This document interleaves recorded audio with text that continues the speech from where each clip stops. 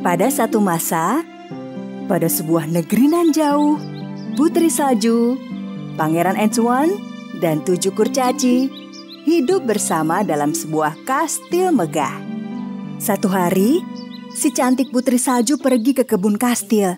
Para kurcaci biasanya merawat dan memangkas tanaman di kebun. Namun, pagi itu ia tidak melihat mereka. Putri Salju bertanya-tanya ada di mana mereka. Ulung, Dungu, Pemalu, kalian di mana? Tahu mereka tidak di luar, ia memeriksa ruangan mereka di kastil. Dibukanya pintu sedikit, namun ia tidak melihat siapapun di antara mereka. Ia mulai khawatir. Kemana mereka? Mengapa tak memberitahuku? Mereka tidak tahu aku akan khawatir. Putri Salju kembali ke kastil. Dicarinya para kurcaci kemana-mana, namun tak menemukan mereka.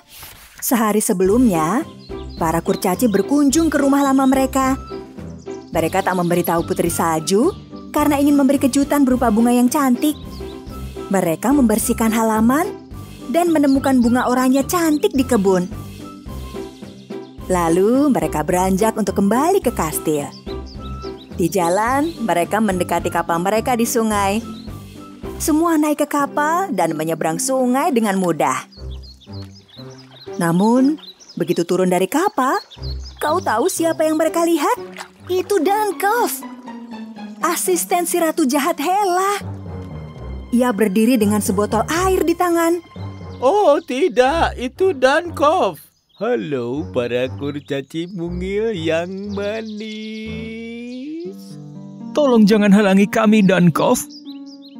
Ya, lihat, kami bertujuh, sedangkan kamu sendirian. Kau tak akan mampu mengalahkan kami. Iya, tenang saja. Aku tak akan melukai kalian. Aku hanya menawari kalian air. Kalian tampak haus. Tidak perlu, kami tidak minum air. Hei pemarah, jangan terlalu cepat mengambil keputusan. Lihat, si pemalu dan pemalas tampak kehausan. Tapi dia... Terima kasih, Dankov. Air akan sangat berguna.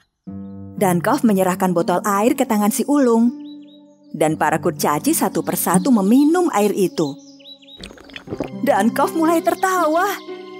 Tawanya sangat keras sampai ia terjatuh. Jika ia tertawa lebih lama lagi, dia bisa pingsan. Apa yang lucu, Dankov? Kenapa kau tertawa seperti itu? Ya, rencana ratuku Hela berjalan lancar. Kurcaci tak menyadari bahwa ada kekuatan sihir dalam air itu. Dan tiba-tiba mereka jatuh tertidur. Dankov mendekat lalu menaburkan debu ajaib ke arah mereka. Mereka semua berdiri dan mulai berjalan meskipun masih tertidur. Bahkan dengkuran si kurcaci pemalas tak mampu membangunkan mereka. Ayo kurcaci gemuk, jorok, dan pemalas. Ayolah. Sementara para kurcaci patuh mengikuti Dankov, Putri Salju mengamati jejak kaki 7 kurcaci di kebun. Jejak 7 kurcaci. Jika aku ikuti jejak kaki ini, mungkin aku bisa menemukan mereka. Lalu Putri Salju mengikuti jejak itu. Sementara itu, Hela yang jahat diam-diam mengawasi sang putri melalui bola kacanya. Kau terjebak perangkapku lagi, Putri Salju. Kau takkan kulepaskan sebelum kuhancurkan kecantikanmu. Sekarang terhempaslah dalam perangkapku demi menolong kawan-kawan terkasihmu. 7 kurcaci tiba di gua Hela dan ditempatkan di sudut goa. Di luar, Putri Salju mengikuti jejak kaki menuju ke hutan dan menyadari bahwa arah menuntunnya menuju gua Hela. Semestinya sudah bisa kutebak. Hela punya rencana jahat lagi. Apa yang dilakukannya pada sahabat-sahabat kecilku? Aku harus cari tahu dan menghentikannya. Ketika Putri Salju mendekati gua Hela, sesosok peri tiba-tiba muncul di belakangnya. Wah, peri! Sulit dipercaya. Peri itu tak mampu berbicara pada Putri Salju.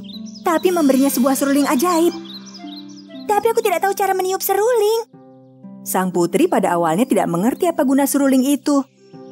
Si peri membuat lingkaran ajaib seputar putri salju untuk melindunginya dari mantra jahat Hela. Lalu si peri menghilang dalam hutan. Putri salju menerima seruling itu dan melanjutkan perjalanan. Beberapa saat kemudian, ia tiba di Gua Hela. Aku sudah menunggumu, Putri Salju. Jelas kau tak menghentikan rencana jahatmu. Aku tahu kau menculik kawan-kawan kurcaciku. Sekarang di mana mereka? Menculik? Aku? Mereka datang dengan sukarela. Dan kini mereka mengabdi padaku. Berlututlah, kurcaci. Kurcaci mendatangi Hela satu persatu dan berlutut di depannya. Namun mata mereka tertutup dan dalam keadaan tertidur pulas. Kurcaciku, apa yang terjadi? Buka mata kalian. Mereka tak bisa mendengarmu. Mereka hanya menuruti perintahku. Kurcaci, kelilingi Putri Salju. Kita renggut kecantikannya. 7 kurcaci mendekati Putri Salju, tidur berjalan. Sang putri merasa bingung dan ketakutan. Lalu ia ingat seruling pemberian peri dan mulai memainkannya. Suara yang keluar dari seruling ajaib itu membuat para kurcaci terbangun. Putriku, apa yang terjadi? Di mana ini? Lihat. Bukankah itu ratu jahat Hela? Menjauhlah dari kami. Putri salju terus memainkan seruling. Hela dan Dankov tak tahan mendengarnya dan berlari ke bagian belakang gua. Putri salju heran mengapa mereka melarikan diri. Namun ia senang serulingnya berhasil. Terima kasih Putri Salju. Itu akan menghentikan mereka untuk sementara. Ayo kita pergi dari sini. Putri salju dan 7 kurcaci meninggalkan gua kembali ke kastil. Para kurcaci merasa bahagia bisa kembali ke kastil. Putriku, sebenarnya kami meninggalkan kastil karena ingin memberimu hadiah.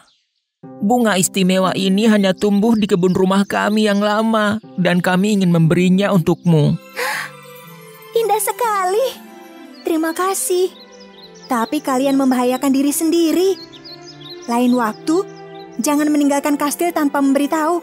Karena Hela bebas berkeliaran, kita harus saling menjaga.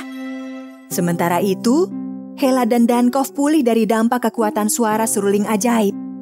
Bagaimana ku tahu kalau seruling itu punya kekuatan yang dahsyat? Suara serulingnya buruk, Yang Mulia. Tapi lagu yang dimainkan bagus. Diam, Dankov!